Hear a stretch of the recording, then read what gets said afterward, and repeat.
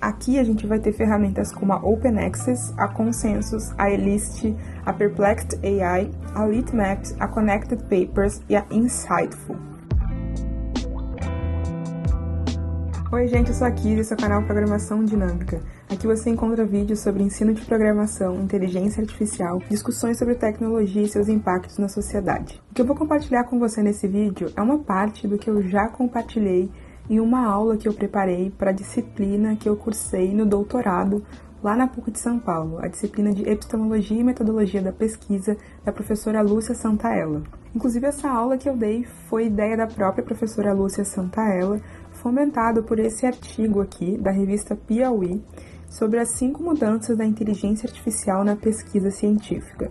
Nesse vídeo eu vou focar num tipo específico de mudança da inteligência artificial, até porque a aula que eu dei foi super longa, então a gente pode até pensar em outros vídeos discutindo as outras mudanças e abordando as reflexões que tem aqui nesse artigo, que são todas muito pertinentes. E é claro, se você quiser ler o inteiro teor do artigo, você pode entrar na própria revista Piauí, com o link que eu vou deixar aqui na descrição. Mas ainda assim eu acho que cabe dar um pouco mais de contexto sobre o texto. Ele foi publicado em 19 de maio de 2023, ali quando estávamos falando muito, sobre as IAs generativas de texto, ChatGPT e Bard, e eles fazem até uma provocação, dizendo que para além de todas as polêmicas que estavam acontecendo e das discussões que estavam tendo sobre essas ferramentas, era importante, e é importante ainda, a gente se atentar para o fato de que várias ferramentas de inteligência artificial estão possibilitando uma mudança ou até uma aceleração do nosso fazer científico, do nosso fazer da pesquisa científica.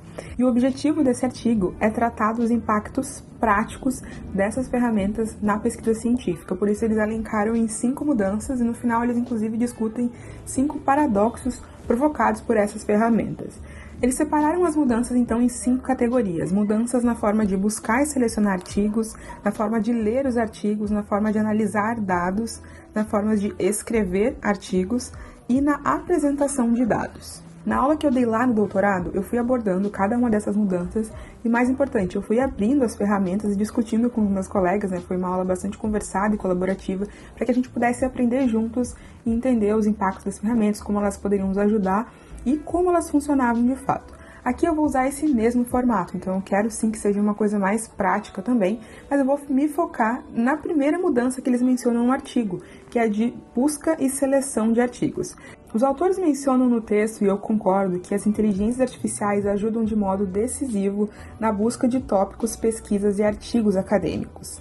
Então, aqui a gente vai ter ferramentas como a Open Access, a Consensus, a Elist, a Perplexed AI, a Litmaps, a Connected Papers e a Insightful.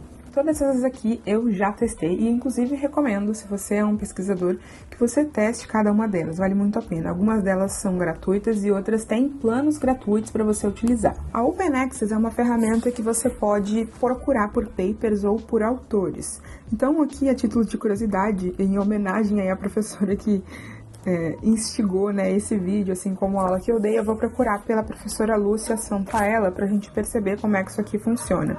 Aqui então você veja que tem algumas possibilidades de artigos relacionados ao nome dela, alguns são de fato dela, outros são artigos que mencionam ela ou que se relacionam com tópicos de pesquisa dela. Isso porque aqui, a gente está filtrando só por artigos. Se eu colocar por autor, aqui é que ele, meio que cria um perfil desse pesquisador, Se eu entrar aqui, então eu estou acessando o que ele conseguiu indexar de trabalhos da professora Lúcia Santaella. E aí, para cada artigo aqui, ele vai indicando, as citações. E essa ferramenta, ela tem o objetivo de nos ajudar a encontrar esses artigos também.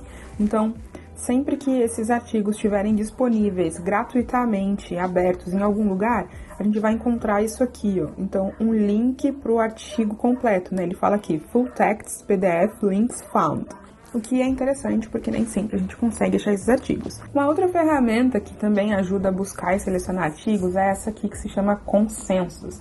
E a ideia dele é que você possa fazer perguntas e ele vai te retornar com artigos científicos, com pesquisas. Então, a gente pode, por exemplo, pegar essas perguntas que já estão prontas aqui, de teste. Além de trazer esses artigos, ele traz resumos, uma informação condensada do que tem dentro daquele artigo sobre o qual você está fazendo essa pergunta. E ele também vai indicando aqui, né, que tipo de artigo é esse. Então, esse aqui é uma revisão sistemática, né, é bastante citado. Então, também é uma forma de você perceber, né, o que dentro da sua pergunta de pesquisa ou das perguntas que você está investigando, né, quais são esses artigos que estão se destacando. Analogamente, a gente também tem essa outra ferramenta aqui, a eList, que faz algo muito parecido. E eu vou até botar a mesma pergunta para a gente poder comparar elas duas. Então, a eList, ela tem algumas funcionalidades a mais. Uma delas é a possibilidade de você ter como se fosse ali um chat GPT dentro da ferramenta. Eu vou mostrar. Então, quando a gente abre um artigo, ele traz aqui um resumo do artigo e aqui na lateral ele vai tentando responder algumas perguntas. Então, que teste que foi feito nesse artigo, né? Quais foram os resultados que eles encontraram, que eles mediram. Eles têm uma medida aqui de confiança do artigo, então eles tentam encontrar essas informações aqui dentro do artigo para ver se ele é confiável ou não. Outra coisa que eu acho que é relevante, que para alguns artigos vai aparecer aqui possíveis trabalhos que criticam o trabalho que você está lendo. Não é o caso, né? Aqui eles não encontraram, mas se tivesse, né? Se eles tivessem encontrado, apareceria aqui. Assim como esse trecho das citações, né, de artigos que citaram o artigo que eu estou analisando, mas que mencionam aqui o trecho exato que esse artigo menciona, o que é legal, né? Para você entender um pouco ainda do contexto desse artigo dentro do artigo que citou ele. E aqui, ó, a gente tem essa barra de busca em que a gente consegue fazer uma pergunta sobre o paper. Então, vou fazer uma pergunta aqui baseada nesse abstract que eu vi, para ver se ele consegue me responder. Então, aqui tá escrito, ó, creatina é um suplemento bastante popular entre atletas. Então, eu vou perguntar isso, porque é uma pergunta bem simples, vamos ver como é que a ferramenta desempenha. Então, is creatine a popular supplement among athletes? Vamos ver se ele consegue responder essa pergunta simples. Yes, essa foi fácil. Mas olha que interessante, ele responde e ele mostra pra gente onde no texto que ele encontrou essa informação. Eu não vou me estender muito aqui, acho que já deu para entender como é que essa ferramenta funciona, mas eu recomendo que, se você se interessou, que você teste ela. Eu gostei bastante de utilizar. Então, a próxima ferramenta que também serve para busca e seleção de artigos é a Perplexity. Essa também é uma ferramenta que eu utilizei, inclusive a gente consegue até ver aqui, ó, as minhas threads, né, que ele chama de threads, que foram aspectos sobre os quais eu já pesquisei. Então, tem temas aqui relacionados à minha própria pesquisa e pesquisa de outros colegas que eu usei para testar. O que eu achei legal aqui do Perplexity é que você pode escolher aqui um tema para fazer uma pesquisa, mas você consegue indicar para ele se você quer que ele te retorne apenas artigos acadêmicos, se você quer que ele inclua Wikipedia, até vídeos do YouTube como referências. Então você consegue fazer uma busca, né, em sites, né, desses grandes sites da internet, além de fazer a busca dentro de artigos acadêmicos, né, de pesquisas. Então aqui você pode fazer uma pergunta, por exemplo, quais fatores contribuem para a felicidade? Aí ele elenca aqui, né, uma pesquisa rápida aqui da internet, ele elabora uma resposta, então olha que interessante, né, em prosa, em texto, e ele vai colocando aqui as referências de onde ele tirou essa informação, ó.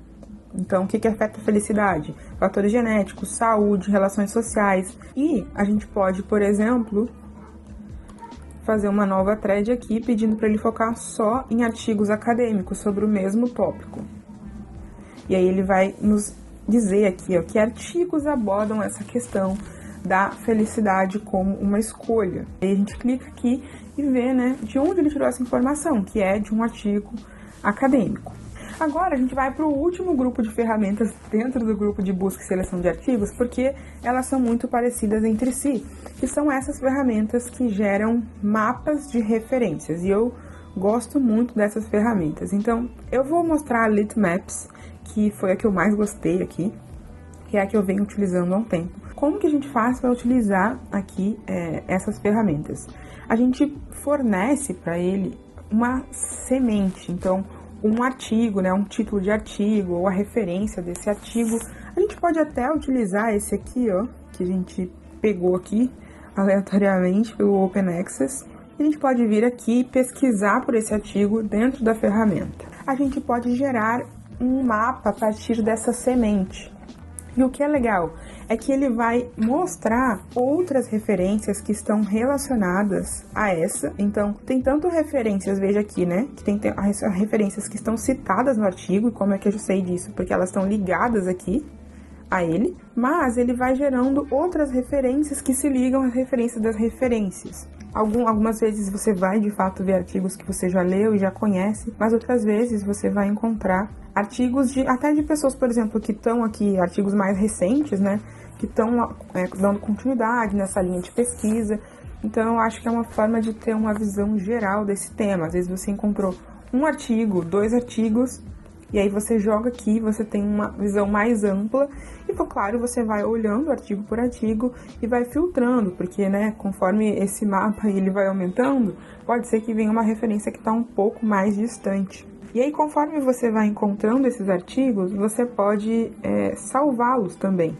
E além dessa possibilidade de gerar um mapa, você tem essa funcionalidade de descoberta. Então, a partir de um grupo de artigos, né, de uma coleção que você criou, você pode pedir para ele encontrar outros artigos relacionados. E aí, então, ele gera esse grafo aqui, em que o que está na borda, né, está fora da sua coleção, e o que está dentro da coleção que você já montou aqui dentro da ferramenta.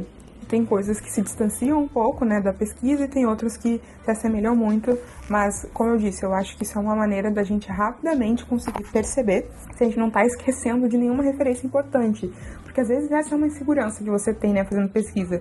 Será que eu deixei algum trabalho de fora, algum trabalho que é relevante, tanto recente como um pouco mais antigo? Como que eu vou ter essa resposta se eu tiver que ir, né, só garimpando? Claro, se você dedicar tempo a isso, você vai conseguir, mas essa ferramenta acelera muito esse processo. E como eu mencionei, a Connected Papers é muito parecida e esse Insightful também. Eu vou aqui fazer uma pesquisa e gerar mapa nas duas para que vocês possam ver comigo como que essas ferramentas funcionam. Então aqui a gente vê um mapa muito similar àquele. E eu vou dizer para vocês que, comparando assim funcionalidade a funcionalidade, me parece que são bem parecidas as ferramentas, mas não sei dizer se foi só pela interface de usuário que eu gostei mais do Litmaps e foi a que eu mais utilizei até agora. Não significa que eventualmente eu não vá dar uma chance para essas outras duas. Nos mapas aparecem coisas um pouco diferentes, então pode ser inclusive que o algoritmo que eles estejam utilizando para criar esses grafos se distingam de alguma maneira. Eu não tenho os detalhes técnicos, não fui atrás de entender, mas como eu falei, usando essa aqui, que foi o Litmaps, eu fiquei bastante satisfeita. E agora eu quero saber de você. Você trabalha com pesquisa? Gostou desse vídeo? Se não trabalha com pesquisa, gostou de conhecer essas ferramentas? Sabia que elas existiam? Me conta aqui nos comentários, é só você utilizar a hashtag pesquisa e compartilhar comigo o que você achou e como está sendo aí essa sua vida de pesquisador. Esse vídeo fica por aqui, muito obrigada e até a próxima!